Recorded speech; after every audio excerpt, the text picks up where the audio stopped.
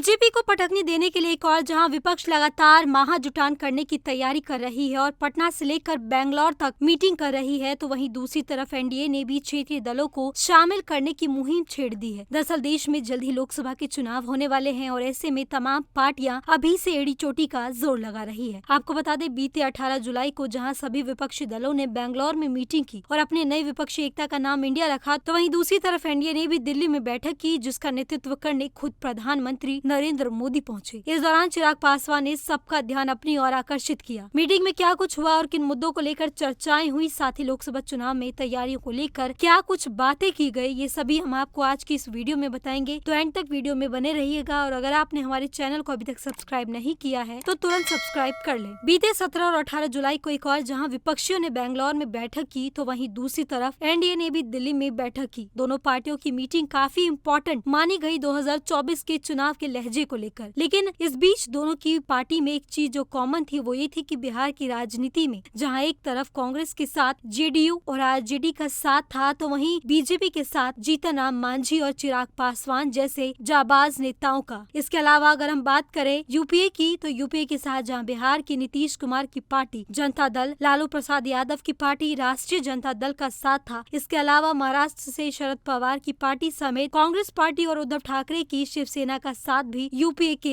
साथ था। इसके अलावा कई अन्य पार्टियां भी थी जो विपक्षी एकता की मीटिंग में शामिल हुई। बैठक के दौरान सभी विपक्षी नेताओं ने लोकसभा चुनाव की तैयारियों को लेकर अलग अलग राय रखी। वहीं इस दौरान बीजेपी मुक्त भारत की बात पर भी कांग्रेस पार्टी ने काफी जोर दिया। इस दौरान राहुल गांधी ने प्रेस कॉन्फ्रेंस में बीजेपी पर जोरदार निशाना साधते हुए कहा कि हमारी लड़ाई बीजेपी की विचारधारा और उनकी सोच से है। देश की आवाज को उनके द्वारा कुचला जा रहा है। इसके अलावा आपको ये भी बता दें कि बिहार के मुख्यमंत्री नीतीश कुमार की अगुवाई में पटना में जो बैठक हुई थी उसमें 15 दल शामिल हुए थे, लेकिन बेंगलोर में ये दल बढ़कर 26 हो गए, यानी कि कुल 26 पार्टियां जो है बेंगलोर की मीटिंग में विपक्षी एकता में शामिल हुई। इसके अलावा अगर हम बात करें एनडीए की मीटिंग की, तो इस दौरान पीएम मोदी के साथ एनडीए की बैठक के लिए केंद्रीय गृह मंत्री अमित शाह, रक्षा मंत्री राजनाथ सिंह, बीजेपी के अध्यक्ष JP Nadda the Ashok hotel में मौजूद रहे। बता दें, एनडीए की बैठक में करीब 38 पार्टियों ने हिस्सा लिया, जिनमें एकनाथ शिंदे की शिवसेना, चिराग पासवान की लोजपा और ओम प्रकाश राजभर की सुहेल देव भारतीय समाज पार्टी शामिल रही। इस दौरान एनडीए की बैठक में पारित प्रस्ताव में कहा गया कि देश विपक्षी दलों की झूठ, अफवाहों और बेबुनियाद आरोपों को खारिज करते हुए एनडीए की गठबंधन के नेतृत्व पर भरोसा जता रहा है। विपक्ष के सामने पहचान प्रासंगिकता का संकट है। वही विपक्ष की बैठक पर तंज कसते हुए जेपी नड्डा ने कहा कि हमारा गठबंधन सत्ता के लिए नहीं, सेवा के लिए है। जहां तक यूपी की बात है, तो ये भानुमति का कुनबा है। इनके पास न नेता है, न नीति है और न ही फैसला लेने की ताकत है। ये घोटालेबाजों का टोला है। मोदी सरकार की उपलब्धियां गिनाते हुए बीजेपी अध्यक्ष ने कहा कि हमने डायरेक्ट बेनिफिट ट्रांसफर के तहत 28 लाख करोड़ रुपए सीधे लाभार्थियों के खाते में ट्रांसफर किए हैं। हमने लगभग 4-5 लाख करोड़ की लीकेज को बंद कर दिया है। इसके अलावा डिजिटल उपकरणों का उपयोग बढ़ा है, जिससे पारदर्शिता आई है। कोविड प्रबंधन में पीएम मोदी के नेतृत्व में भारत ने दुनिया में मिसाल कायम की है। उन्होंने आगे कहा कि 9 साल के अंदर गाँव, गरीब, शोषित, पीड़ित, वंचित, दलित, युवा, महिला, किसान, इनके सबके प्रति स्कीम को फोकस किया गया है। इससे इनके सशक्तिकरण में हमें बहुत सफलता मिली है। पिछले 9 वर्षों में पीएम मोदी के नेतृत्व में एक मजबूत लीडरशिप देखने को मिली है, जिसको देश ने भी सराहा है और एक बहुत ही पॉजिटिव वातावरण बना हुआ है। इसके अलावा आपको बता दें, विपक्ष की बेंगलुरु में जो मीटिंग हुई उसके बाद ये जो है अफवाह सामने आने लगी कि विपक्ष मीटिंग के दौरान आपसी दलों में कहासुनी हो गई और इसके साथ ही जो बिहार के मुख्यमंत्री नीतीश कुमार है वो नाराज होकर निकले। आज की इस खबर में फिलहाल इतना ही। अन्य खबरों के लिए जुड़े रहिए हमारे साथ, देखते रहिए द न्यूज़ 15।